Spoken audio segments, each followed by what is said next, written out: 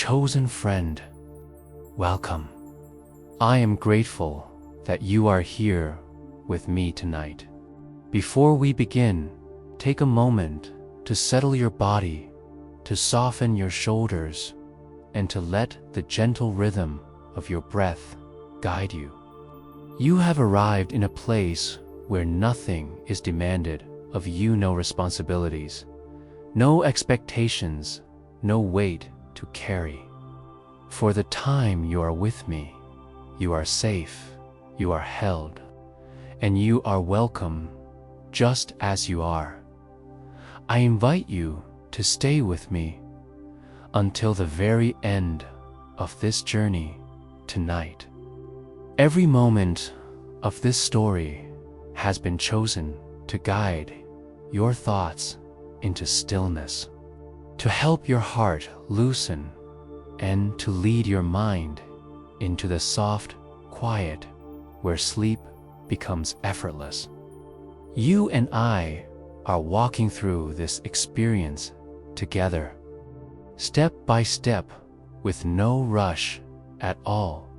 You know, before I begin any Zen story, I like to remind myself that the world slows down the moment we allow it to.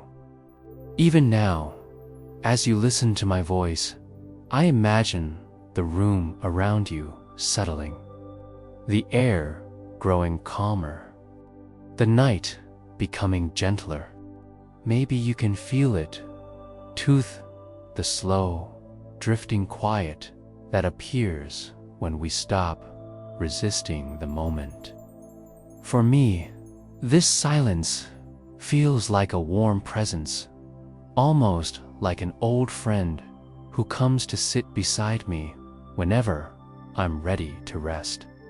Tonight, I want to share with you something special. It is not just a collection of stories from Zen Masters. It is a journey, a gentle walk through ancient wisdom, carried not as teachings, but as soft lanterns lighting the path beneath your tired feet. I will speak to you as if you are sitting beside me under a dimly glowing lamp. I will speak slowly, allowing each word to fall like a leaf, drifting to the ground as I breathe with you now. I remember the very first time I encountered the silence of Zen. I was much younger, restless, unable to quiet the storms inside my mind. One evening, I found myself walking through a small monastery nestled at the edge of a forest. The monks were already resting, and their presence felt like a warm hum in the air, barely detectable, yet deeply reassuring. I sat near a stone lantern that flickered against the shadows, and for the first time, I felt something shift inside me, something soften. I didn't know it then, but that moment would shape every quiet night I lived afterward. Tonight, I want to offer you that same softness as you listen. Imagine that we are both sitting in that gentle place. Maybe you can sense the coolness of the night brushing across your skin. Maybe you can hear the faint whisper of wind traveling through bamboo. Maybe, if you close your eyes just a little, you can see the warm glow of a lantern between us, steady and peaceful, breathing with the night. Before we step deeper into the stories, I want you to breathe with me. Not because it is required, but because you deserve a moment that belongs entirely to you. Breathe in slowly. Let the air fill the spaces inside you that have been empty for too long. Hold it gently and exhale as if releasing something you no longer need to carry again. A slow, soft breath in, and a gentle, effortless breath out. Good. Feel how your body responds, how your mind begins to lean toward quietness, how the world outside this moment starts to blur and fade. You are doing nothing more than existing, and tonight, that is more than enough. You might notice, as you rest deeper, that my voice begins to feel like a calm river. Allow it to carry you without effort. Let it wash away the noise of your day, every worry, every heavy thought, every burden pressing on your chest. Let them drift out of reach. Tonight, they do not have permission to follow you. Here, I want you to know something before we continue. You are not alone in your search for peace. You are not strange for craving quiet. You are not weak for feeling tired. You are simply human, beautifully, quietly human, and the universe makes room for your rest as the stories unfold later. You may find parts of yourself hidden between the words. You may recognize your own fears, your hopes, your memories. And as the ancient masters speak through these tales, you might feel a soft shift inside you, like a window quietly opening to let a breeze through. You may drift in and out of attention, and that is perfectly okay. This journey is meant to lull you, not demand your focus. Let sleep approach whenever it wishes. For now, stay with me. Let my words be the gentle guide that carries you deeper into night. Let this be your sanctuary, your small island of peace, carved out of a world that rarely pauses. The Zen Masters believed that every person carries a lantern within them. Some lanterns burn bright with clarity, others flicker with exhaustion, and some lie dim beneath layers of worry. But no matter what shape your inner lantern is in tonight, it is still there, still glowing, still waiting to shine. And by the end of this journey, I hope you can feel its warmth again. So, take one more slow breath with me, in and out. Your night begins now. Your rest begins now. And I am honored to guide you through the silence that follows when you are ready. We will begin our first story when I close my eyes and drift back into my memories. There is one place that returns to me more clearly than all the others: quiet mountain path leading to a small wooden hut where an old monk once lived. I remember the scent of pine in the cold morning air, the soft crunch of gravel beneath my feet, and the feeling that the world was slowly falling away behind me with every step upward. Even now, as I speak to you, I can almost feel that same thin mountain breeze brushing across my skin, as if inviting me back. The first time I visited that mountain, I wasn't looking for wisdom. I wasn't looking for a teacher. I was simply trying to escape the weight in my own heart. I had been carrying a heaviness that no one else could see, quiet ache that followed me everywhere. I thought that if I climbed high enough, walked far enough, or hid deep enough in nature, maybe the noise inside me would finally fade. But the mountain had other plans for me. It was a long path, winding like a slow river carved into stone. As I walked higher, the world grew quieter. The trees stood like patient guardians, their branches barely moving even when wind touched them. Birds sang in muted tones, their voices echoing gently against the cliffs. The air was so clear that every breath felt like a cleansing. And yet, despite the beauty around me, the turbulence inside my mind refused to settle. I remember thinking, why can't I ever find peace, even in a place like this? That question repeated itself with every step, as if etched into my bones. After hours of walking, I finally reached a small clearing, and there it was, a simple hut, built from dark wood that looked as old as the mountain itself. Thin smoke rose from a chimney hole, curling like a delicate ribbon into the sky.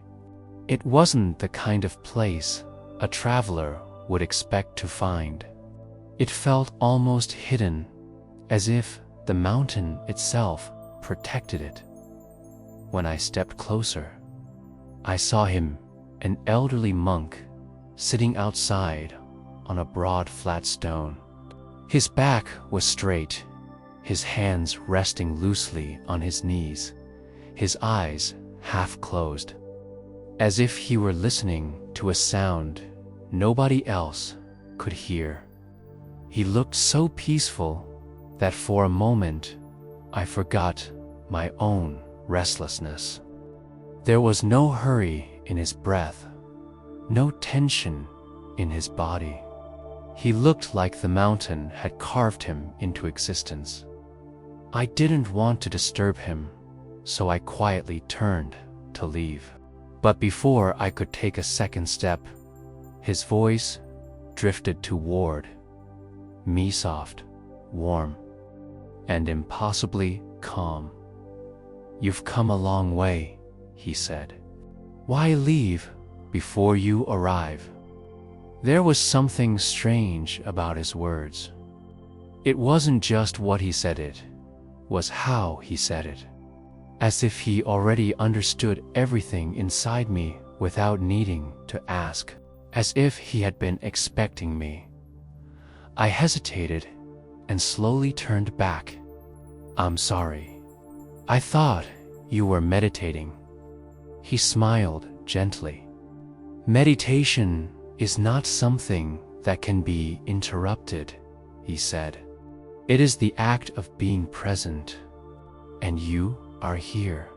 He opened his eyes fully then, and they were surprisingly bright, sharper, and more alive than any eyes I had ever seen. "Sit," he said, patting the stone beside him. I obeyed, unsure why. My mind was still loud, still crowded, but his presence had a quiet pull that made everything else blur at the edges. For a long moment, neither of us spoke.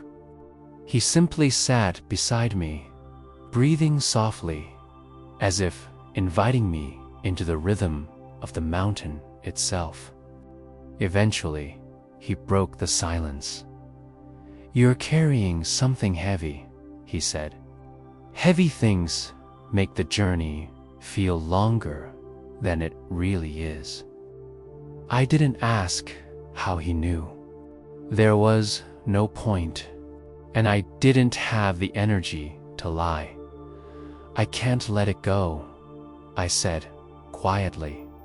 "It follows me everywhere."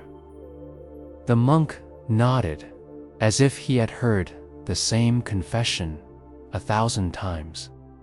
"Then, let it follow," he said. "Just don't invite it to walk beside you." I frowned, confused. "I don't understand."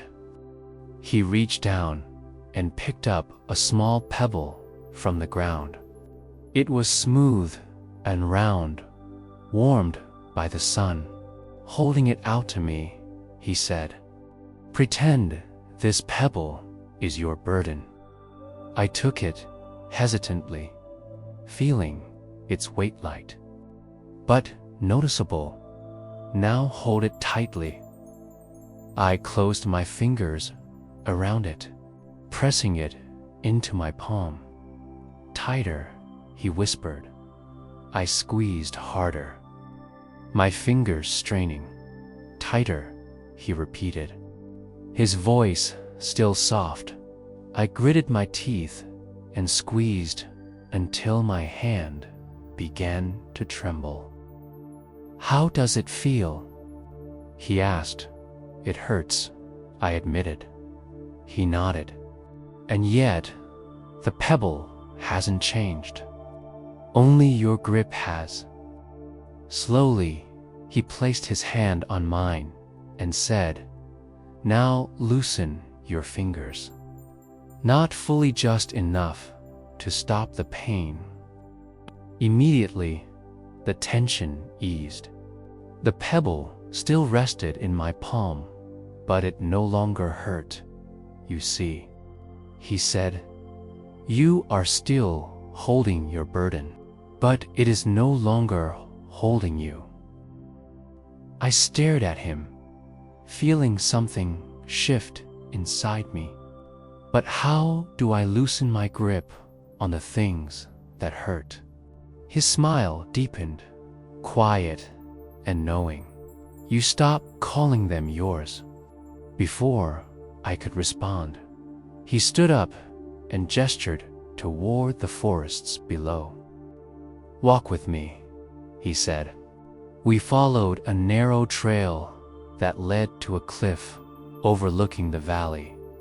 The sky stretched above us in a wide, endless blue. The wind brushed gently against our robes.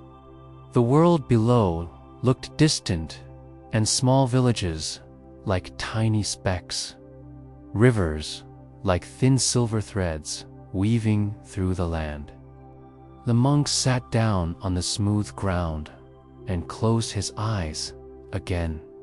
I followed, crossing my legs and resting my hands on my knees the way he did. "Tell me," he said softly, "what troubles you?" His words unlocked something I had kept imprisoned for years.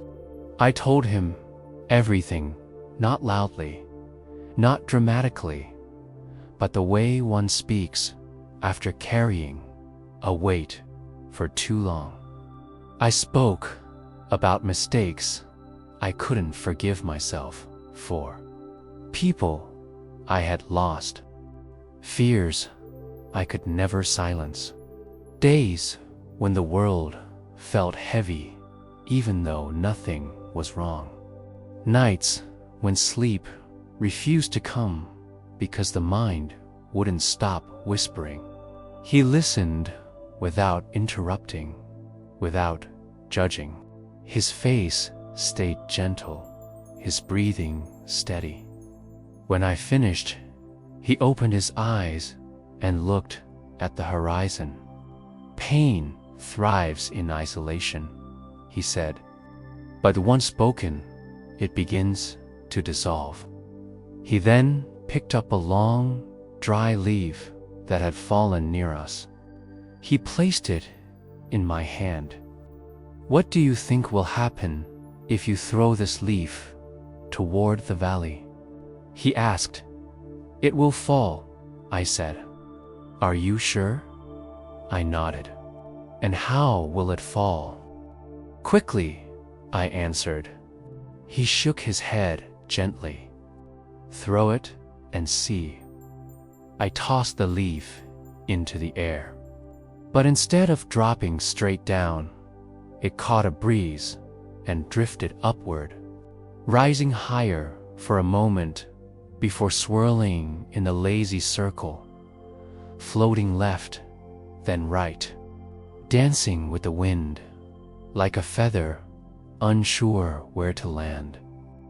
I watched as it spiraled downward in a slow, graceful descent, turning and gliding until it finally disappeared. The monk rested his hands on his knees. Even the lightest thing, he said, can fall slowly if the wind chooses to hold it. I didn't speak. Something about his words pierced me. Your pain, he continued, is not the fall.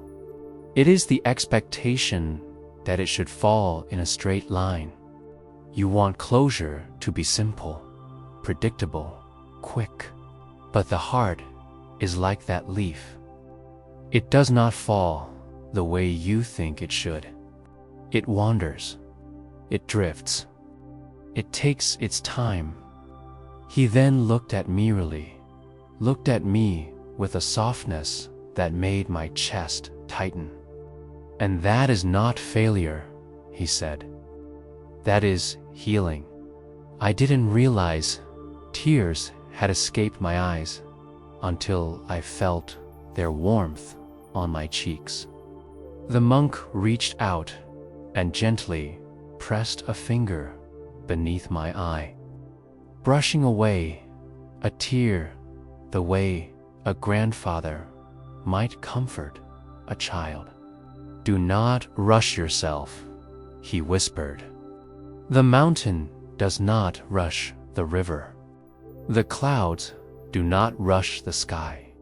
Why must you rush your heart? For a long time, I sat beside him in silence, and it felt like the first silence that didn't frighten me. Eventually, he spoke again. The mountain teaches one lesson above all, he said.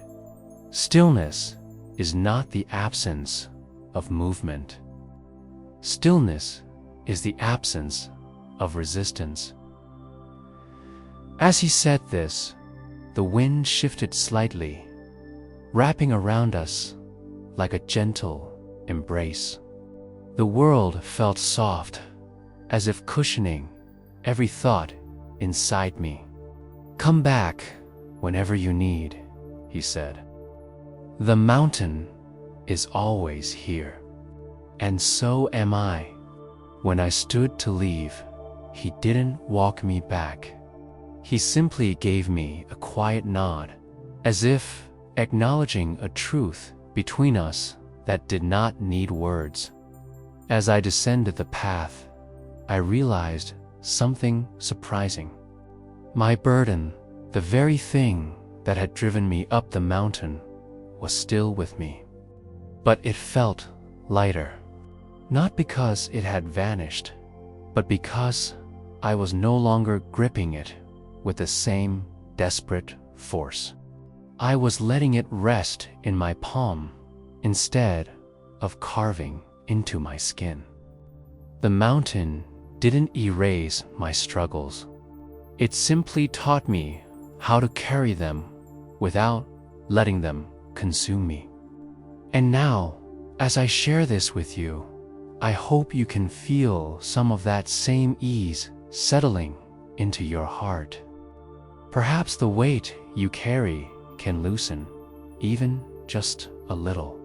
Perhaps your breath can soften. Perhaps your inner mountain is closer than you think. Stay with me, for the next story is waiting, and it carries another gentle whisper meant only for you. There is a place I often return to in my memories when my heart feels heavier. Bamboo forests nestled at the edge of a quiet valley. far from the noise of ordinary life. Whenever I think of it, I can almost hear the soft rustle of countless green stalks swaying in the breeze, their leaves whispering secrets older than any story I could ever tell. It is a place where the world breathes slower, where even my thoughts seem to float instead of pressing down on me. The first time I entered that forest, it was early morning. Mist clung to the ground like a thin blanket, softening every sound, and the sun had only begun to peek over the horizon. The air was cool and carried the scent of damp earth mixed with something sweet, perhaps. The memory of rain from the night before. I hadn't gone there with the intention of learning anything. I had simply been wandering, trying to escape the heaviness that followed me like a quiet shadow. My mind was filled with questions I couldn't answer, worries I couldn't silence. I hoped the forest might distract me, but what I found, there was something much deeper than distraction. I remember stepping between the first tall stalks. The world behind me immediately softened. Even the sound of my breathing felt different in that place, quieter, as if the bamboo around me welcomed my presence without expecting anything. Each stalk towered above me with a slender elegance, swaying with the gentlest movements of air. They seemed fragile, yet somehow unbreakable. As I walked deeper, the forest seemed to form a tunnel of green light. Shafts of sunlight filtered through the canopy, painting the ground in shifting patterns. And then, as if guided by an unseen hand, I found a narrow path lined with smooth stones. Following it, I came upon a small clearing where an old monk stood with his hands folded behind his back. He was facing away from me, watching the bamboo as it moved in the breeze. His robe was simple, pale brown, and his posture carried the same calm straightness as the bamboo itself. When he finally spoke, it was without turning around. "You stepped into this forest with a restless mind," he said softly. "The bamboo felt it before I did." I froze, unsure how to respond. I hadn't made a sound. I hadn't spoken a word. Yet he knew. And strangely, I wasn't afraid. The forest itself seemed to breathe with him. "I didn't know anyone was here," I said quietly. He turned then, his face lined with age, but gentle, like a stone smoothed by years of running water. "Most people don't come this far," he replied, "and fewer still come seeking silence." "I'm not sure what I'm seeking," I admitted. He smiled, as if he had heard that same confession many times. "Then perhaps you are finally ready to listen." He gestured for me to follow him, and together we walked deeper into the forest. The ground beneath us was soft, covered in fallen bamboo leaves that cushioned each step. The monk stopped at a tall, slender stalk that swayed with a slow rhythm. "Tell me," he said, "what do you see?" I studied the bamboo for a moment. "A plant," I replied. "Strong, but flexible. Is that all?" he asked, raising an eyebrow. I wasn't sure what answer he wanted, so I stayed quiet. The monk gently reached out and tapped the bamboo with his fingertips. It bent easily, bowing almost to the ground before rising again gracefully. "This bamboo," he said, "has survived countless storms. Winds strong enough to uproot trees have passed through this forest, yet the bamboo remains." "Because it's flexible," I said. "Not just flexible," he corrected softly. "It does not resist the wind. It moves with it. It dances with the force that tries to break it." I watched the stalk sway, bending in perfect harmony with the breeze, returning to its original place without effort. The monk continued, "You, on the other hand, resist everything that touches your life.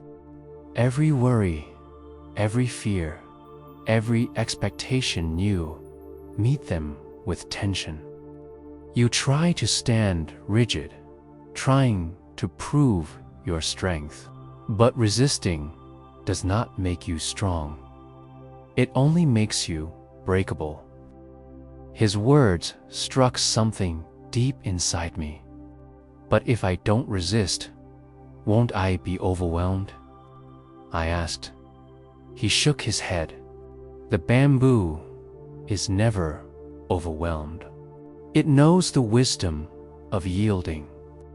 We walked a little further until we reached a clearing where dozens of bamboo stalks swayed together in unison.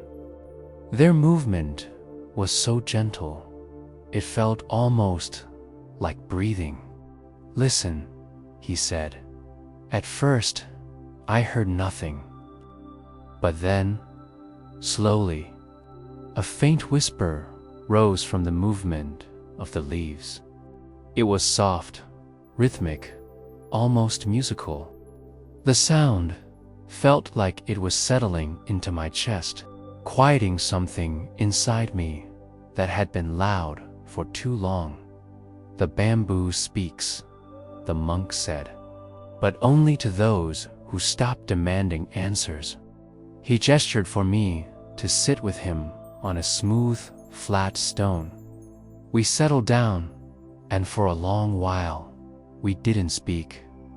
We simply listened to the forest. The bamboo swayed. The leaves rustled. And for the first time in a long time, my thoughts stopped trying to race ahead of me. After a long silence, he finally spoke again. "When people suffer," he said, "they often blame the world. They believe life hits them harder than it hits others. But suffering is not caused by the wind. It is caused by the way we meet the wind." I looked down at my hands, which had been clenched without me noticing. I slowly relaxed them. "I don't know how to stop resisting," I confessed. "You begin," he said, gently, "by noticing the tension. The rest comes naturally." He picked up a thin bamboo leaf and placed it in my hand. "Close your fingers," he said. I did. Feel it. It bends, it folds, but it never breaks unless you force it. This is how your heart is meant to be, soft but resilient. The leaf felt almost weightless in my palm, yet somehow meaningful. The monk stood again and guided me to a particularly tall bamboo stalk. "Press your hand against it," he instructed. I placed my palm against a smooth surface. "Push gently." I did, and the bamboo swayed away effortlessly, bending under my pressure. "Now release." The stalk returned to its original place without hesitation. "You see," he said, "strength is not the refusal to bend. Strength is the ability to return." Something inside me seemed to loosen a little, but enough for me to feel it. We walked deeper into the forest until we reached a small pond, where the bamboo formed a canopy overhead. The surface of the water reflected the green arch above us, creating a peaceful, shimmering mirror of the world. The monk sat beside the pond, dipping his fingers into the cool water. "Look at the reflection," he said. "Tell me what you see." "Myself," I said, quietly, "and the bamboo, and the sky." He nodded. "Everything you see in the reflection is real. Yet the reflection itself is not real. It is just an image shaped by stillness." I frowned slightly, unsure of the lesson. He continued, "Your mind is like this water. When it is still, it reflects life clearly. But when disturbed, the reflection becomes distorted." And what do most people do when the reflection distorts? They blame the image instead of calming the water. Watching the surface tremble gently as a breeze rippled through it. And then, slowly, the water calmed again, returning to stillness. "Your mind will always move," the monk said, "just as the bamboo always moves. But it is the returning that matters." His words settled over me like soft rain. We remained there for a long time. The forest grew quieter as the sun climbed higher, and the mist slowly dissolved. At one point, I closed my eyes and simply listened, rhythmic swaying, the gentle tapping of bamboo stalks brushing against each other, the distant call of a bird. The sounds blended together, forming a kind of forest lullaby that eased every part of me. "I think I understand," I whispered eventually. "The bamboo survives because it doesn't fight the wind. And I've been fighting everything." The monk smiled softly. "And now you have learned its first lesson." I looked around the forest, feeling different, lighter, softer, more open. He continued, "When the world pushes you, bend. When life challenges you, sway. When your heart feels heavy, breathe with the rhythm of the moment instead of resisting it. The bamboo does not ask the wind to be gentle. It simply learns how to move with grace." I closed my eyes and took a slow breath, feeling my chest rise and fall with new ease.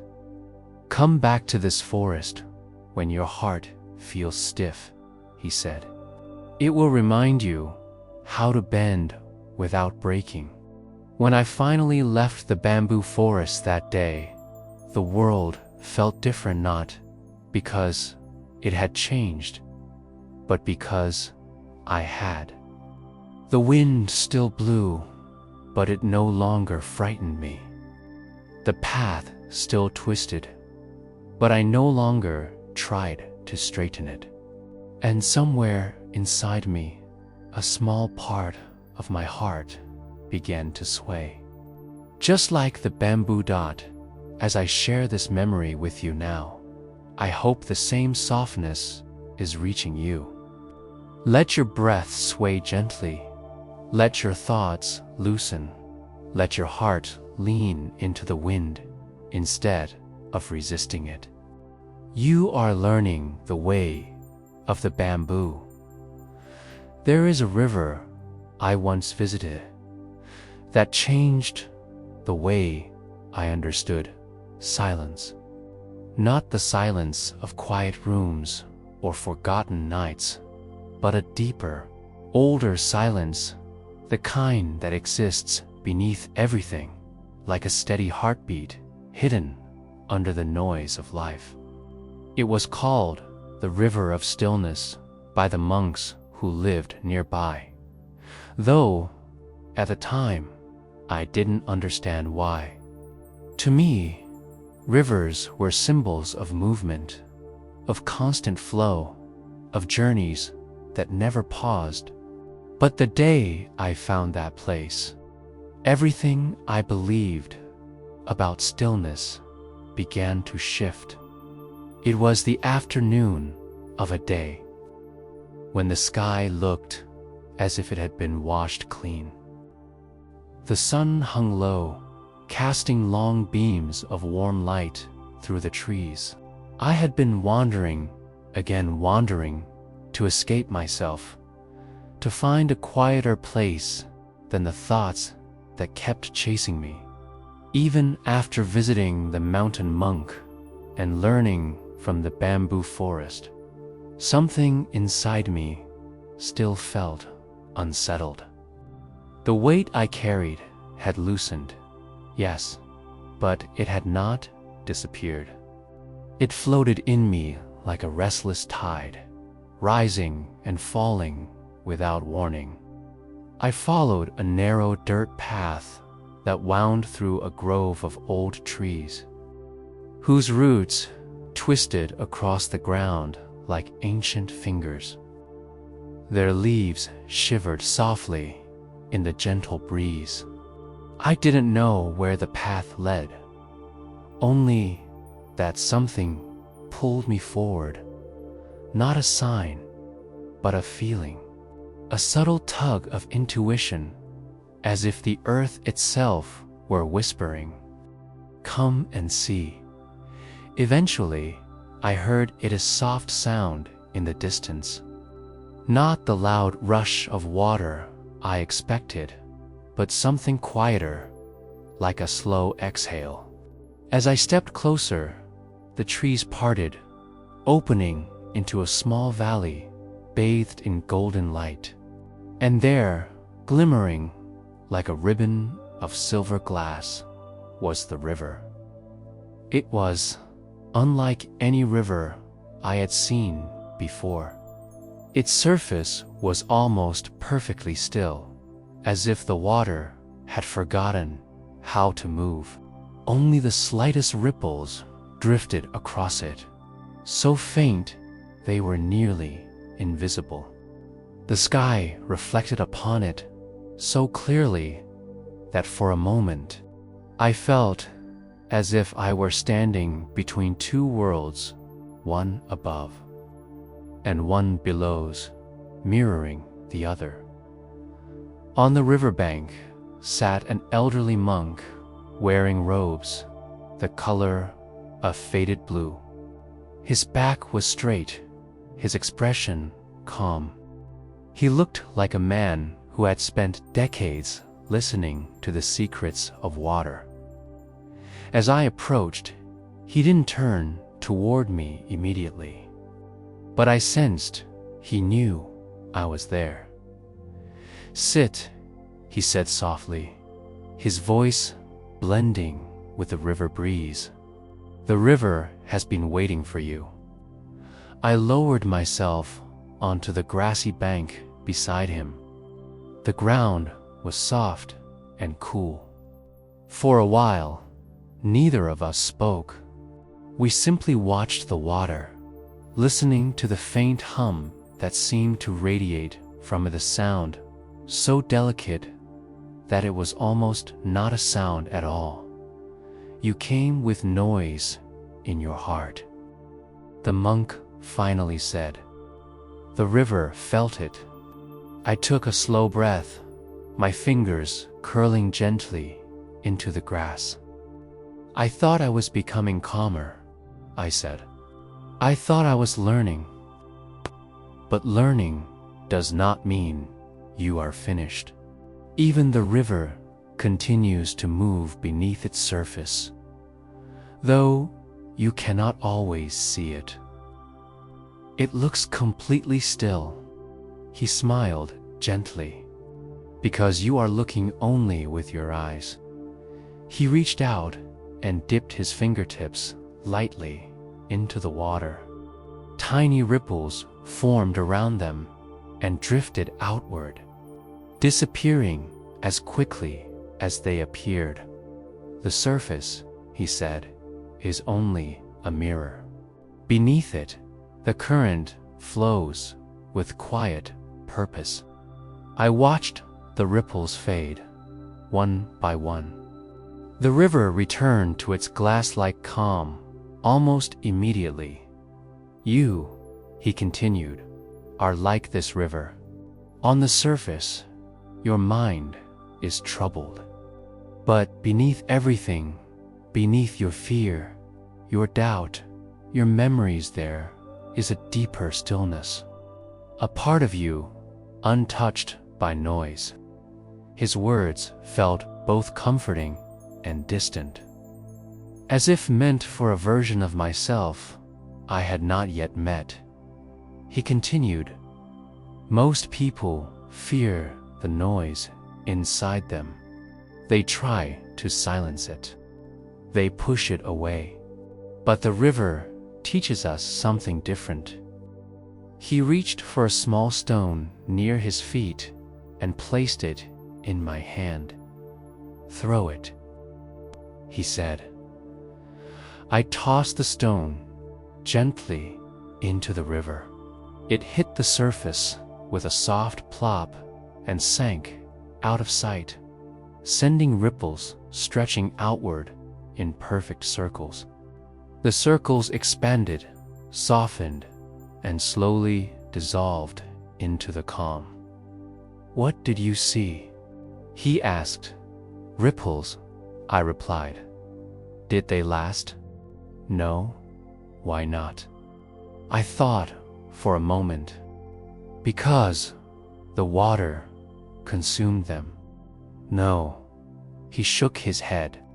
The river did not consume them. It embraced them. It allowed the disturbance to pass through it without resisting. That is why the river returns to stillness. Not because nothing touches it, but because nothing stays. His words drifted through me like a warm breeze. He then said, your thoughts are stones. Your emotions are ripples. They come, they disturb, but they pass. The problem, he added gently, is that you keep throwing the same stones again and again. I lowered my gaze, feeling exposed in a way that wasn't uncomfortable, just honest. How do I stop? I whispered. By allowing the stone to sink, he replied, and refusing to pull it back up. We sat together in silence again as the sun continued its slow descent. The sky began to shift from gold to soft orange. The river reflected every change so perfectly that it felt like watching time paint itself twice. The monk then stood and motioned for me to follow him. Along a narrow path, hugging the river's edge, As we walked, he pointed to various places along the bank spots where stones had gathered, where branches had fallen, where plants had grown. Even the stillest river meets obstacles, he said, but it does not stop. It does not complain. It does not resist. It simply finds another way to flow. We stopped at a place where a fallen tree stretched across the river, blocking a large portion of it. Yet the water divided effortlessly, flowing around the trunk, slipping beneath it, rejoining itself on the other side. Water never says, "Why is this tree here?" The monk said. It only asks, "Where can I move now?" I watched the water curving around the trunk like silk gliding over smooth skin. "This is how you must live," he said, not resisting the obstacles, but moving with grace through the spaces life offers. We continued walking until we reached a small wooden bridge that crossed the narrowest part of the river. As we stood in the center, he asked, "What do you hear?" I listened closely. At first, I thought there was no sound at all, but slowly, a faint murmur rose up from beneath the bridge's soft, constant whisper. "That is the true voice of the river," he said. "It never stops flowing, even when you cannot see it. Stillness is not the absence of movement. Stillness is the absence of struggle." I breathed deeply, letting the words settle in me. Then he placed a hand on my shoulder, his touch light but grounding. "Your mind has been fighting itself for too long," he said. "Let it flow. Stop trying to control every thought, every emotion, every moment." "How?" I asked softly, almost afraid of the answer. He pointed at the river. "By remembering this sound. Whenever your mind grows loud, close your eyes and return to this river. Feel the current beneath the surface. That is your true self-quiet, steady, unbroken." I closed my eyes right there on the bridge. The murmur rose in my awareness. The world around me softened. The noise in my heart loosened its grip just a little, and then something unexpected happened. For one brief moment, I felt completely weightless, like the river had reached inside me and stilled something I didn't know could be stilled. When I opened my eyes, the monk was smiling as if he knew exactly what I had felt. "You touched the stillness," he said, "even if only for a moment, and that moment is enough." We returned to the riverbank and sat until the sun dipped low and the sky turned a soft violet. Fireflies flickered near the water's edge, glowing like tiny lanterns. The river seemed to hold the entire sky within it, reflecting stars that had only just begun to appear. As the evening breeze brushed against us, the monk said quietly, "Remember, the river always returns to calm. So will you." When I finally left the river of stillness, my steps felt slower, my breath softer. And though life still waited for me beyond the valley with all its noise, uncertainty. And clutter I carried that quiet river inside me from that day on.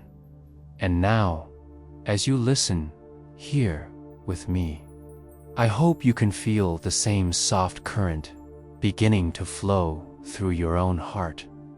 You do not need to silence everything. You only need to loosen your grip and let the river teach you how to return to yourself. The deeper into night we move, the more softly everything seems to unfold around us.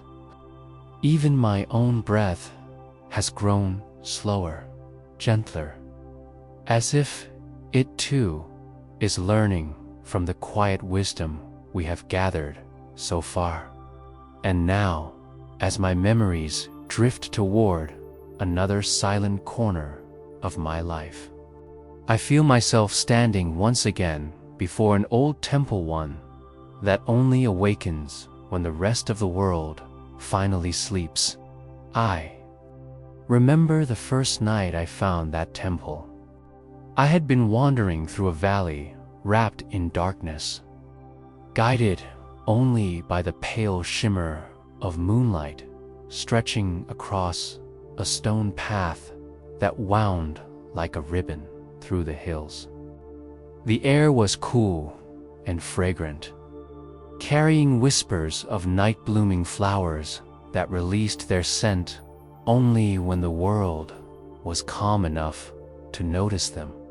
I was tired, then tired, not only in my body, but in a way that reached much deeper into parts of myself I didn't yet know how to tend to dot. As I walked, I saw a faint glow flickering between the distant trees. It wasn't bright, but it was steady, like a quiet heartbeat pulsing through the darkness.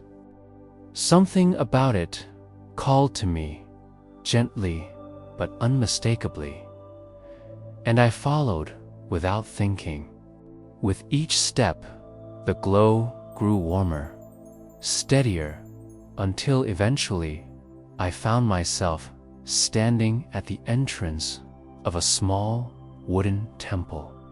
Its roof curved like the wings of a resting bird, and moss clung to its tiles in soft green patches. There were no grand gates, no guards, no signs of activity, only a single lantern hanging above the doorway, swaying slightly as if greeting me. I hesitated at first. It felt like I had stumbled into a place not meant for ordinary footsteps. But the lantern flickered again, casting a soft amber light on the ground at my feet, as if assuring me that it was all right to come closer. So I stepped forward, placed my hand on the wooden frame of the door, and gently slid it open.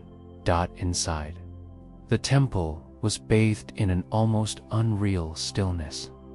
The air felt warm, as though the lantern's glow seeped into every corner, and the silence settled on my shoulders like a comforting shawl. I could hear my own heartbeat more clearly than I ever had before, and the rhythm of it soothed me. I walked farther inside, letting my eyes adjust to the gentle dimness. There were no statues, no elaborate decorations, lonely the lanterns, dozens of them. Small, delicate lanterns placed carefully along the walls, each one glowing with its own soft flame. It was as if the darkness itself had stepped aside to let these quiet lights speak. Their warm halos overlapped, creating a single, tender brightness that embraced the entire room. As I stood there, absorbing that warmth, I felt a presence not loud or dramatic, but unmistakable. It was the feeling of someone watching me with kindness. The kind of attention that does not intrude, but simply acknowledges your existence. I turned slowly and saw a monk seated near the far wall, unmoving, his back straight, his eyes half closed, as though he were listening to something only he could hear. He did not speak immediately, and I did not want to break the silence. Instead, I found myself sitting down across from him, drawn into the stillness like a leaf settling onto calm water.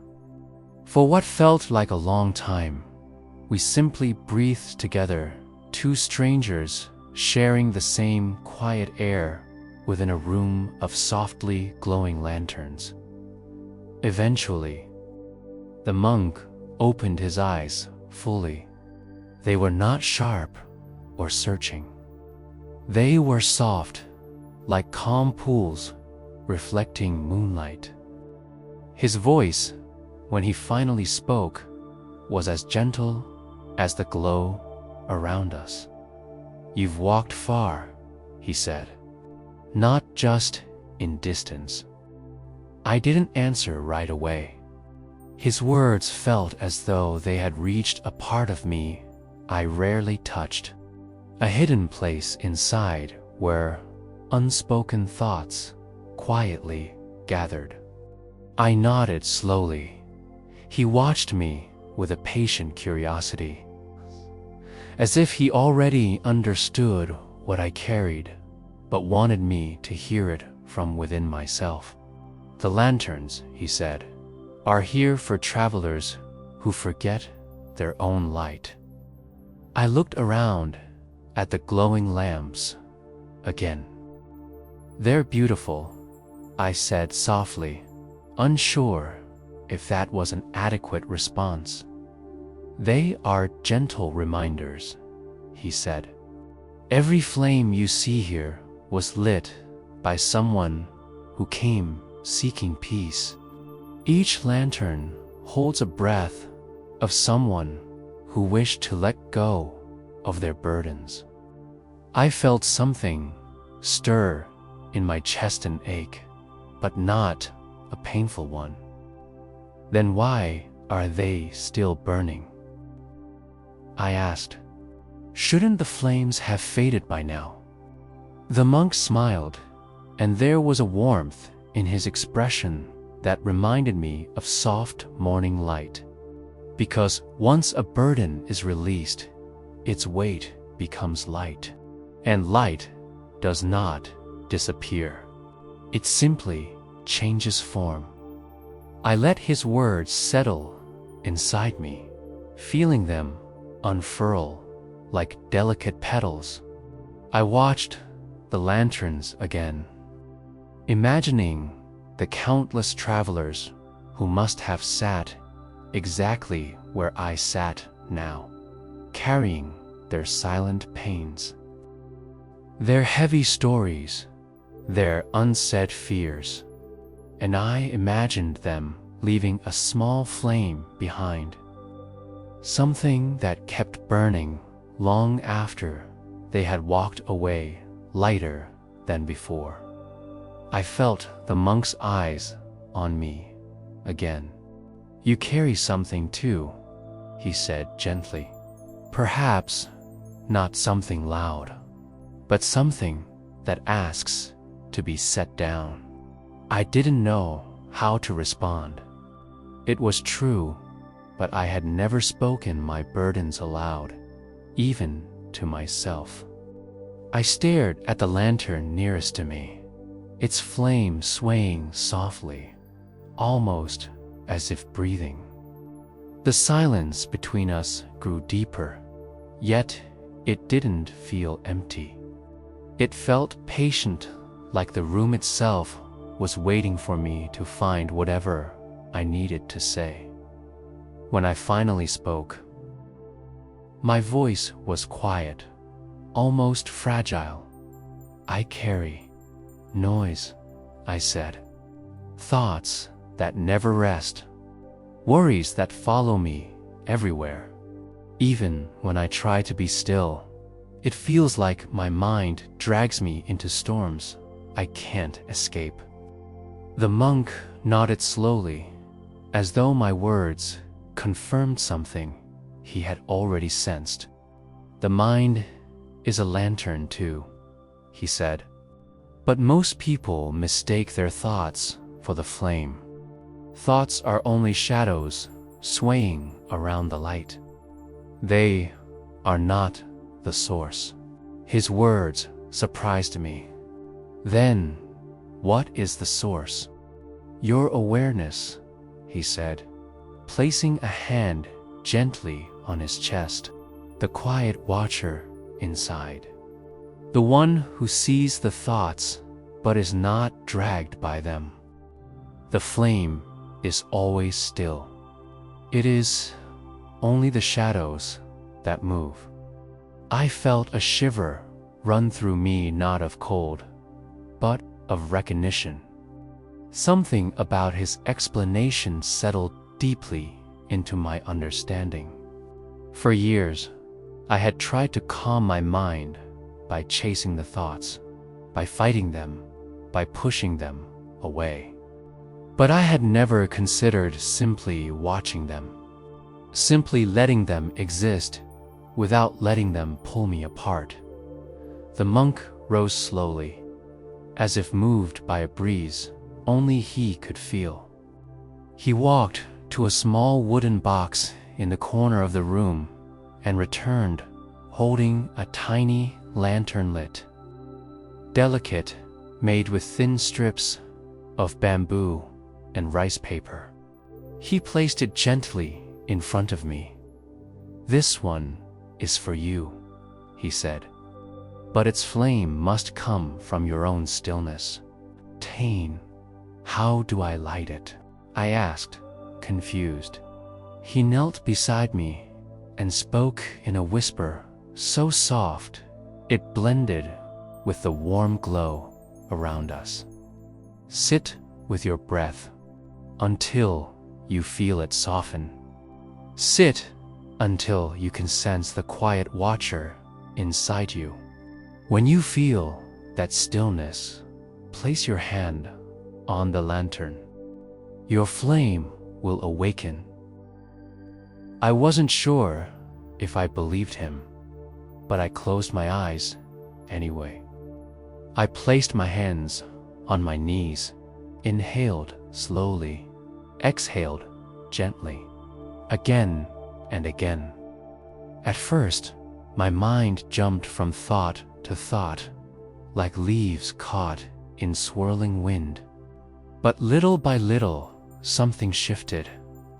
The more I let the thoughts drift without chasing them, the more space opened inside me. And in that space, I felt a softness, a calm presence, like a small, warm center glowing deep within. I placed my fingers on the lantern, and when I opened my eyes again, a tiny flame danced inside it. Not bright, not loud, but alive. A warmth bloomed in my chest as the monk nodded, satisfied. "You see," he said, "the light was always within you. You only needed stillness to remember." I held the lantern gently, feeling its heat spreading into my palms. Something inside me felt lighter than before, something I hadn't even realized I'd been holding so tightly. The monk guided me back toward the entrance of the temple, the other lanterns glowing softly behind us like countless quiet blessings. "Take your lantern with you," he said. Wherever you walk, let its light remind you of your own stillness.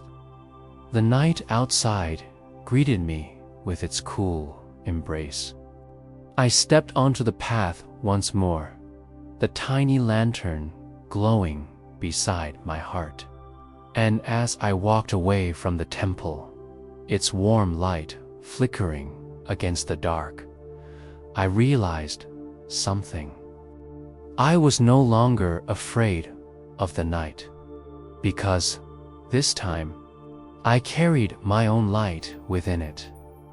And as we continue deeper into our journey together tonight, I hope you can feel that gentle flame within yourself, too soft, steady, and quietly guiding you toward rest as we come to this final part of our journey tonight.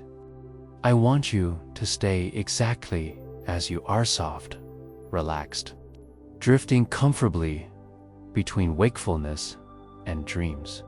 Your body has already begun to loosen its grip on the day, and your mind has already stepped toward the quiet path that leads into deep, peaceful rest.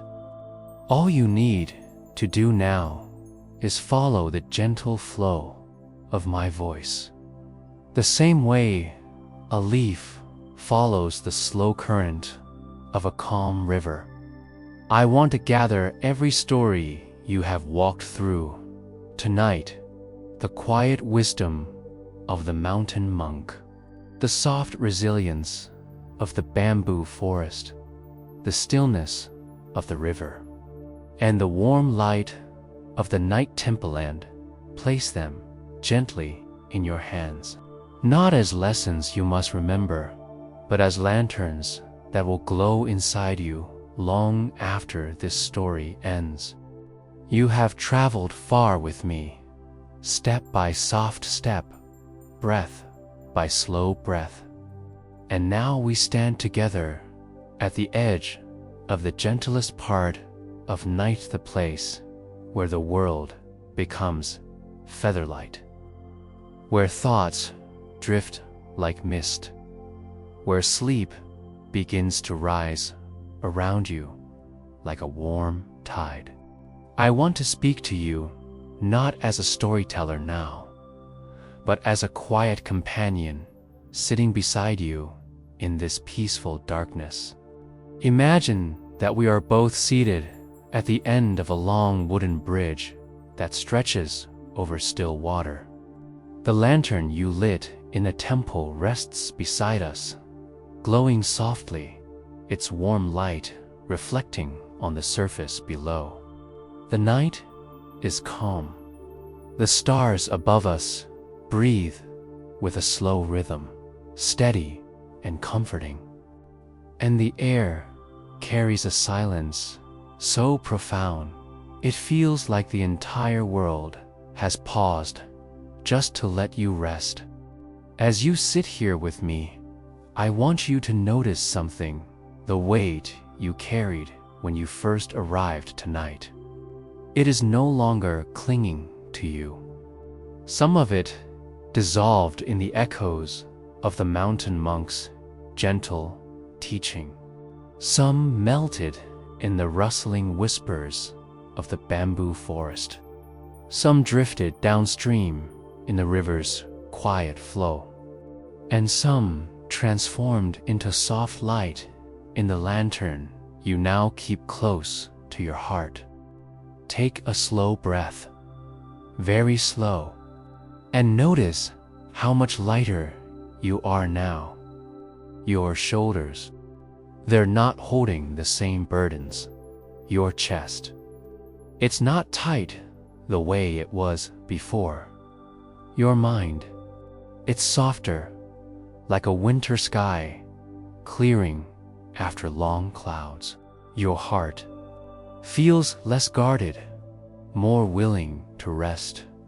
You have already begun the journey inward, toward the place where dreams unfold like petals. All that remains is to surrender to it gently, effortlessly, like lying back into warm water and letting it carry you. Let me speak to you now with the same tone the Zen Masters might have used if they were sitting in this quiet place beside you. There is nothing left for you to do, nothing left for you to solve, nothing left for you to worry about tonight. Everything can wait. The world will not fall apart if you rest, but your spirit will slowly wither if you don't. And tonight is not for withering. Tonight is for renewal. I want you to imagine the lantern beside you glowing a little brighter, not harshly, not intensely, but warmly, the way a fire glows when someone stirs it gently.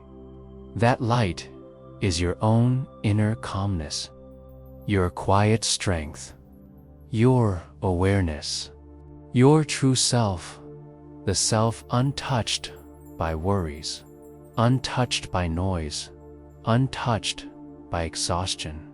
Watch that light in your mind. Notice how steady it is, how patient, how gently it pulses.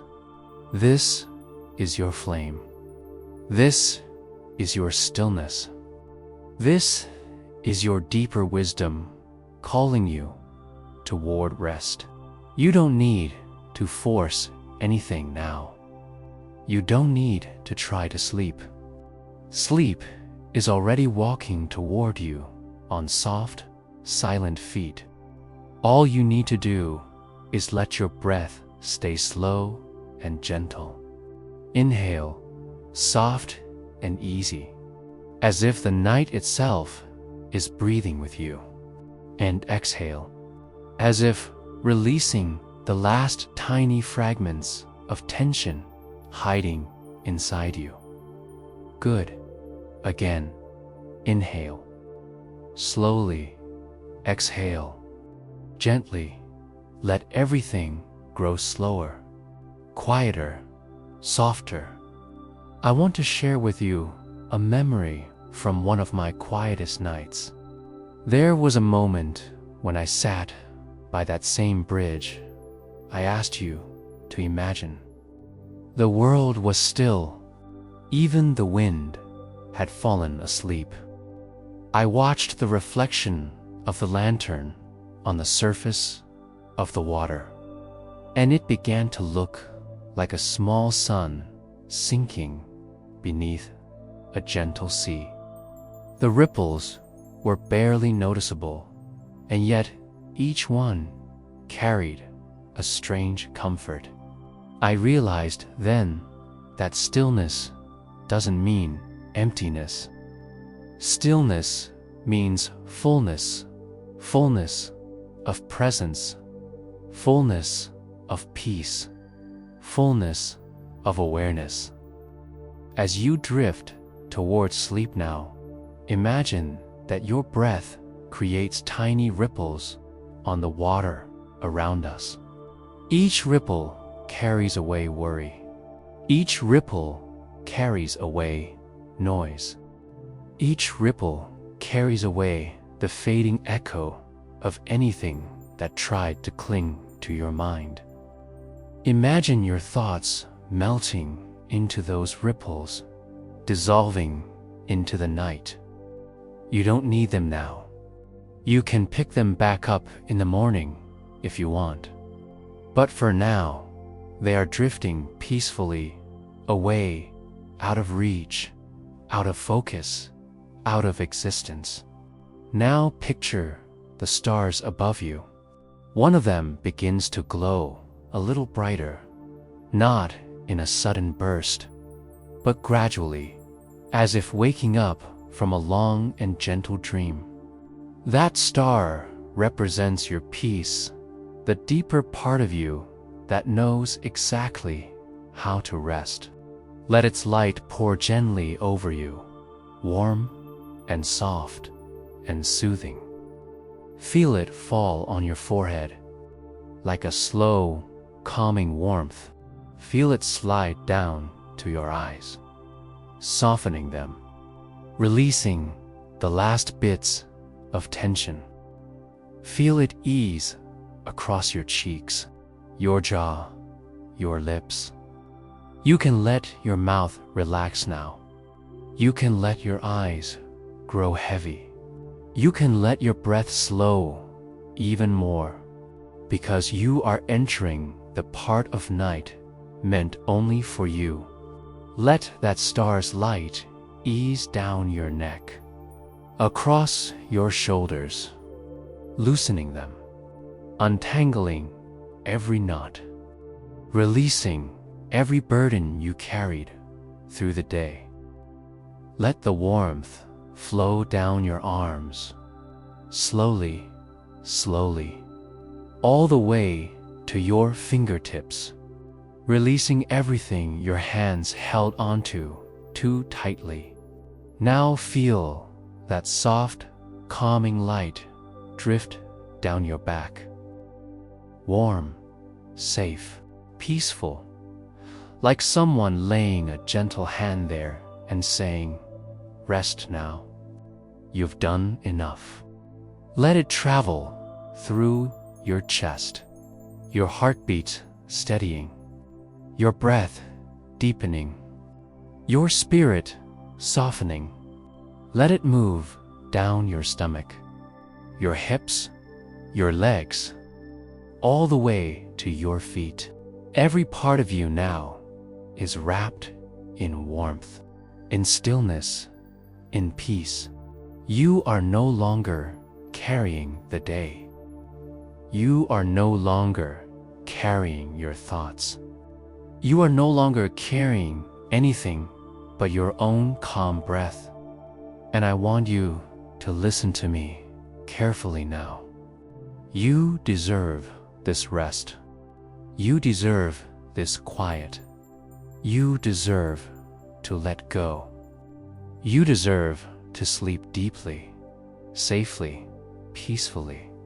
Nothing is chasing you. Nothing is demanded of you. Nothing needs to be fixed tonight. You are safe. You are allowed to rest. You are allowed to drift. You are allowed to fall asleep. Let my voice grow softer now, gentler, like a breeze passing through tall grass. You are floating, slowly, peacefully, toward a place where dreams wait for you like old friends. The lantern beside you flickers, its flame glowing steadily, and that glow begins to merge with the darkness around you, not disappearing, but becoming part of everything, just like you are becoming part of the night, part of the silence, part of the gentle rhythm of sleep. Your body is heavy now, comfortably heavy, sinking into rest, sinking into the mattress beneath you, held, supported, safe. Your breath is slower, so soft, so light, that sleep begins curling around you like a warm blanket. You are drifting now, so close to sleep, only a whisper away, only a breath away. And as you drift, I want to leave you with one last piece of wisdom, something that the Zen Masters believed deeply. You do not find peace, you return to it. It was always within you. It has been waiting for you. And tonight, you found your way home to it. Let yourself fall now, gently, peacefully, into deep, healing sleep. I am here with you until you drift completely. You are safe. You are calm. You are resting. You are free. Sleep now. Softly, slowly, deeply. Good night. Rest deeply, my friend.